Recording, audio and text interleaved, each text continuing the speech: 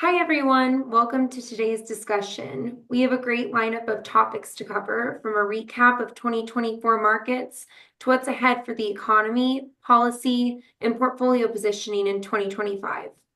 As we all know, 2024 was another eventful year for investors, with significant market movements driven by economic shifts, Federal Reserve policy, and of course, the election. As we look ahead to 2025, key questions remain. Where is the economy headed? How will policy changes impact the markets? And what does all of this mean for investment strategy?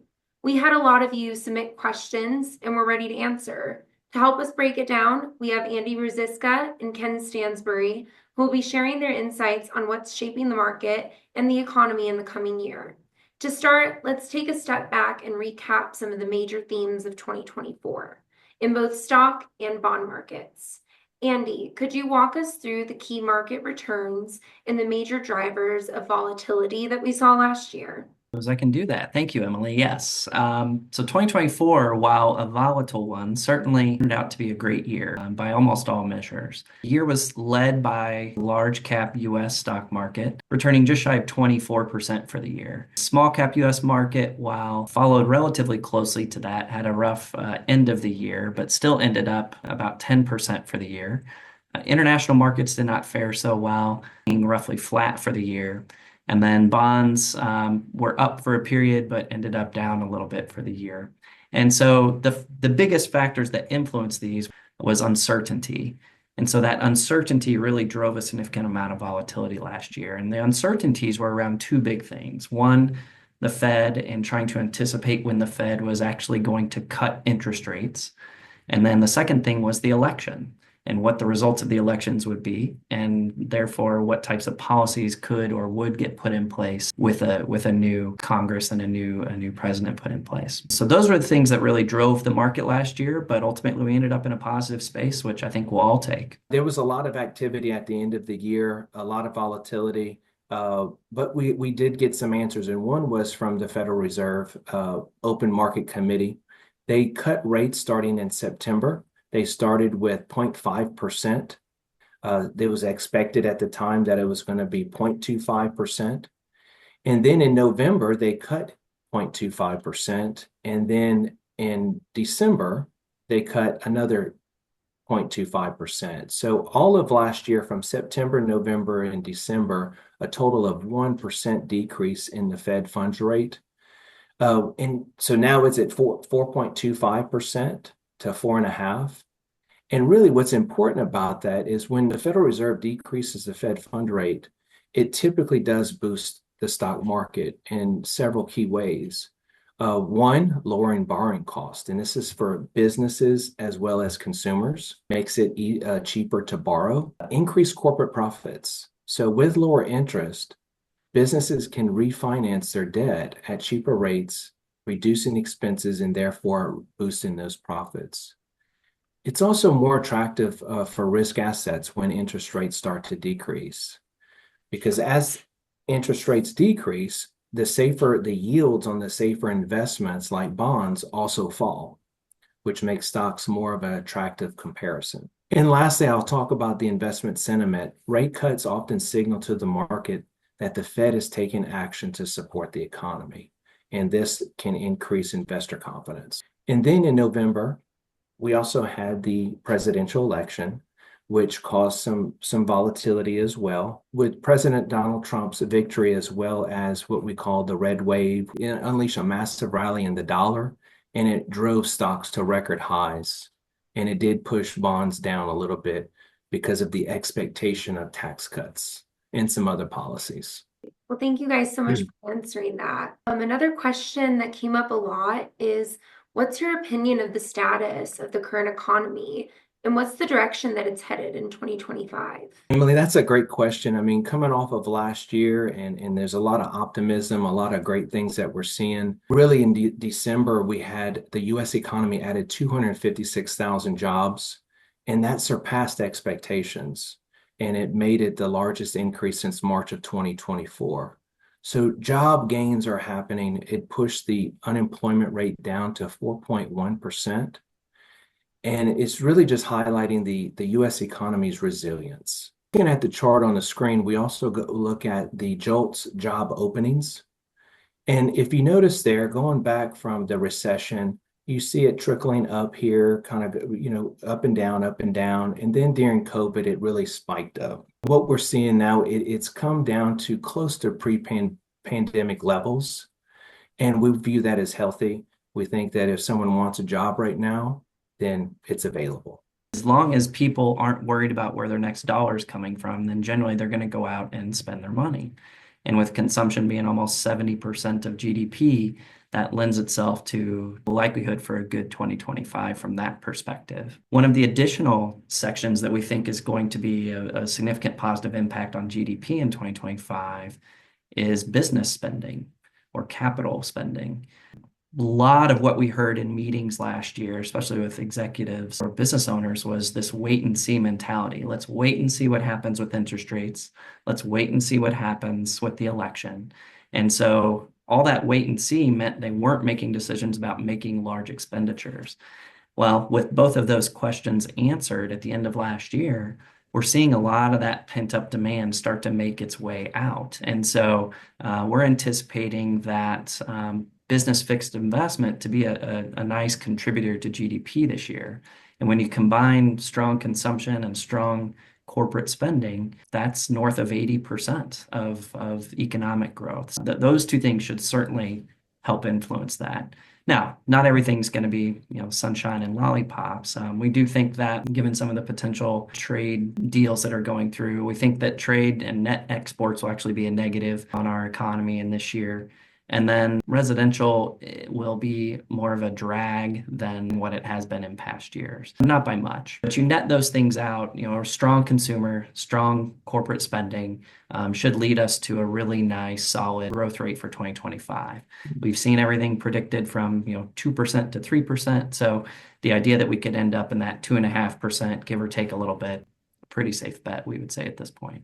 So, what impact do you guys think that the new administration is going to have on the markets and the economy in 2025? I think a lot of people are wondering. We've gotten this question a lot. I'm gonna focus on some of the positive things and really going back to Trump's first term and seeing what his focus was in his economic platform. Back then, it was the 2017 tax cuts. Well, what does he want to do now? Looking to renew those, to extend those. Also looking at deregulation. That's the cost of doing business, so that can help save money for corporations. And then you also have possibility for additional corporate tax cuts in there as well. So I think when you roll all those together and what happened in the first term, it did lead to an economic boom. And we did see GDP grow at 2.5% up until COVID. And we also saw unemployment at 50-year lows. So I think there's definitely some positives behind this administration's agenda. And there could be some offsetting potentially with some of the other policies that have been heavily talked about out there. I think probably the biggest one's tariffs. What we have to take into account is that the likelihood of implementing tariffs in the manner to the degree that was talked about on the campaign trail is not very high. The early signs are that the Trump administration is likely to use tariffs more as a negotiating tool or a threat to get better trade deals or get other things that they may want. And so our belief is that while if implemented to the full extent as talked about on the campaign trail, that could be a significant negative impact due to a significant increase in inflation from those higher costs being passed on to the consumers. We don't think the likelihood of that is very high. And so far, the early signs are heading that direction, which is good. The other possible negative impact economically would be immigration policy. And similar to tariffs, what was talked about on the campaign trail was pretty significant compared to what we think will actually get put in place. The reason for that is the cost. So to put an immigration program in place of the degree that was talked about, you're talking about hiring a significant number of judges. You're talking about hiring significantly more border patrol, talking about building and acquiring detention centers. All of those come with a very significant cost. something that ultimately Congress would have to get involved with to create the funding. The immigration policy is one that doesn't necessarily have, while Republicans do have control of all three houses, we don't think that necessarily everybody's on board with that degree of an immigration policy. And so it's likely there again we get some watered down version of it. Like we kind of started off with the fact that we do think we're going to see positive economic growth this year. When you take kind of the positive impacts of the policies and you net out the potential negatives, we think it'll end up being a good good for the economy. And as long as things aren't too extreme as far as their implementation, we should be able to keep inflation in check as well. Thank you guys so much for addressing those. So another question that we got is in 2024, we had a lot of focus on the Federal Reserve. So how do you think they will impact the markets and the economy for 2025? That's a great question because a lot of the volatility, the market returns and the market reaction to the Fed was based on that. And what we're seeing is that back in 2024, so the last rate hike was in July 23, and it took a while before that first rate cut. And the Fed consistently at press conferences talked about being data dependent. So when you're data dependent, you don't have a fixed schedule or a predetermined path on how these rate cuts are going to happen or when. So what they've been looking at for every Fed meeting is inflation, core inflation, everything, PCE, all of that information, employment data, as well as GDP growth. And they're using all of that to formulate whether or not to stay or to decrease. And it's really worked out very well. We believe, in the beginning of 24, there was a lot of talk about a hard landing for the economy. Then they started talking about a soft landing for the economy, talking about other economists and analysts. And there ended up not being a landing. It ended up being a good economic year for the U.S. economy. So we think what he's been doing has worked very well. We're hoping to see that in 25 as well. Great point. And for the first time, as you can see on the chart, for the first time in the last 3 or 4 years, you've actually got a market that is expecting interest rates in the future to be higher than what the Fed is projecting them to be. And that could possibly be just because the data hasn't caught up yet. But what we've witnessed in the past, and kind of a phrase that got popularized after the Great Recession in 08, 09, was don't fight the Fed. In the past, it hasn't made sense to fight the Fed. But they're going to continue to watch the data, as Ken said, and it's likely they could pivot from their existing projections, therefore leaving the rate flat where it's at, so higher for longer. Or if more extreme type policies are put into place and we start to see inflation tick up, you could see the Fed raise rates. But one of the beautiful things is that right now, with rates where they're at, the Fed has the ability to cut and continue to support the economy. So if we do see softening, they do have that tool in their tool belt to be able to pull and keep us from going into a deep recession. So with the S&P 500 returns of more than 20% for the last calendar years, what are your expectations for the S&P 500 in 2025? Another one we're getting a lot of. And so I would say first and foremost, continue to expect volatility. We talked about how last year was volatile. The biggest drivers were uncertainty. While a couple of those uncertainty questions were answered, there's different uncertainties now regarding what types of policies will get put in place, what the Fed's going to do with interest rates, if they're going to leave them flat or they'll actually continue cutting, those types of things. But ultimately, what this chart that's up now shows is that even during positive years, within those years, the market has pullbacks. It's very healthy. And on average, those pullbacks have been over 14%. Our expectation is that volatility is going to continue. But all in all, we do think that there's a really good shot that we end up with a positive return this year based on economic growth continuing to happen and earnings being delivered. When you go back and again, kind of looking at history, which isn't predictive of the future, but sometimes you see a pattern here. This chart shows how the S&P has done after you have had 2 years of 20+% returns in a row. And so while it's unique, it's not the first time this has happened. But you look at the average, north of 12% has been the average return, and 75% of the time it's been a positive return after 2 years in a row of 20% returns. So that bodes well for us.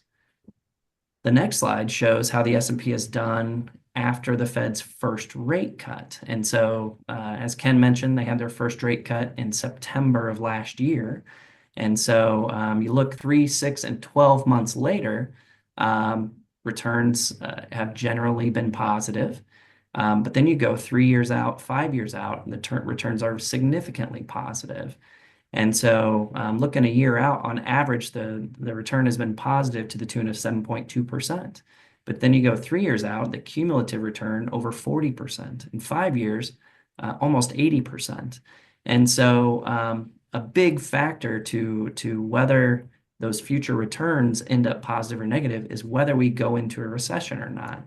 Well, I feel like we made a pretty darn good case that the likelihood of us going into recession is very low. And so when we look at what the returns have done after the Fed's first rate cut and no recession, they're even better, almost 20%, 12 months later, over 70% 3 years later, over 100% 5 years later. So not to say that we're predicting those things to happen, but in this particular scenario, in the environment that we're in currently, there have, historically been times where the markets have continued to deliver strong positive returns. Yeah, Andy, and what we've been getting a lot of is the market overvalued? Where do we go?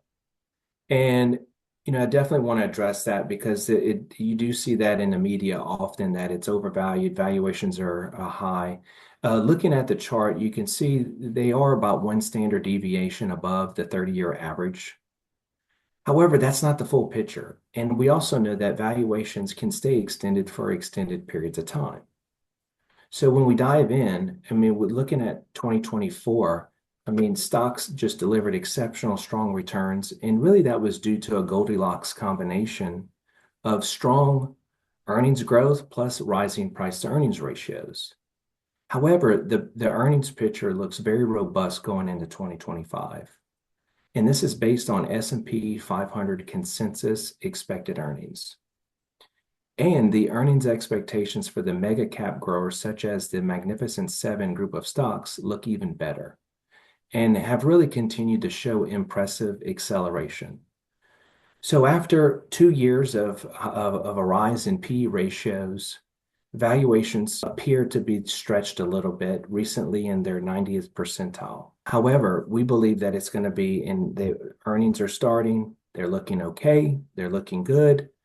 So I think right now, earnings will truly have to carry the day. Amongst the other things that we have talked about, corporate earnings will definitely have to be there, and that we think they will. How does all of this that we've talked about today impact portfolio allocations? And I would argue that's probably the most important question of the day is we've got all this data, we've got all this information, but what do we do with it, and how are we utilizing it to implement with the portfolios?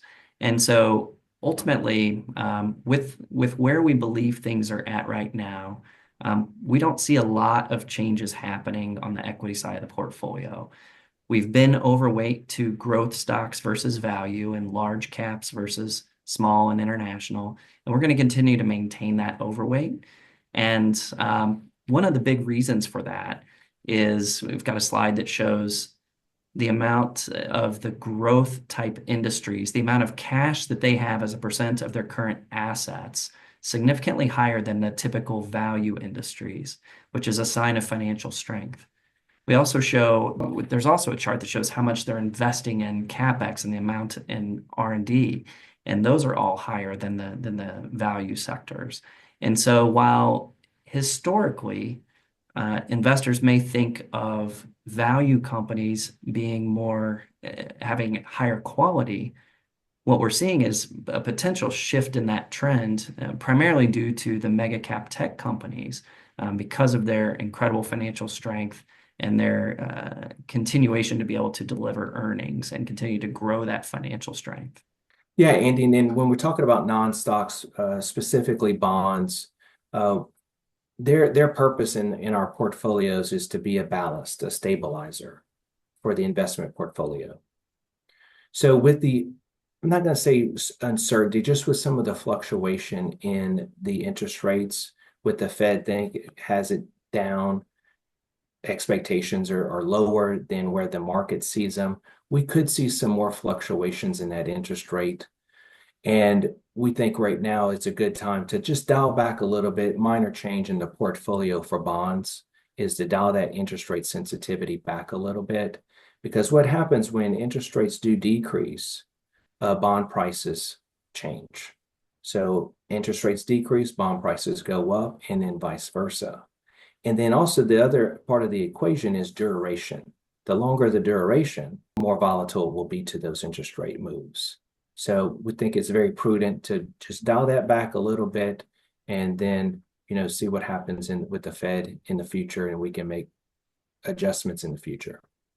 Sense. So more of a neutral position. Yes. We get asked a lot of, hey, well, how are you guys managing the risk? And with portfolio management, generally the biggest risk is not an economic factor, is not necessarily a political move or anything like that. It's emotion. And so we continue to manage the risk by kind of filtering out all the noise that's associated with the news channels and watching TV and clicking, and just focusing on the fundamentals of the economy and the fundamentals of the holdings within the portfolio. And as long as they continue to be strong, then we're going to continue to maintain those holdings. And so keeping that long-term view and not making emotional decisions have in the past allowed us to outperform indexes. And so that's our whole role, is to continue to do that, to continue to take the emotion out of our portfolio decision making. And that should allow us to continue to outperform. And so at this time, we don't really see the factors there necessary to move the actual risk dial. If we get to that point, we would certainly do it. But we don't think now is the time for that. But we're going to continue to keep a close eye on it. And there's going to be market changes, there's going to be economic changes. Obviously, fiscal policy changes are coming. And so we'll continue to keep a close eye on that. And if we need to move the dial back, we will. But we just don't see right now as being the time to do it. All right, that wraps up our discussion today. We've covered some key takeaways from 2024 and what to watch out for in 2025, from the economy and markets to policy and portfolio strategy. A big thank you to Andy and Ken for sharing their insights, and thank you everyone for tuning in. If you have any questions or want to dive deeper, don't hesitate to reach out to us. Also, be sure to give us a follow on LinkedIn, YouTube, Facebook for more market updates, insights, and event announcements. We really appreciate your time and look forward to staying in touch. Have a great day.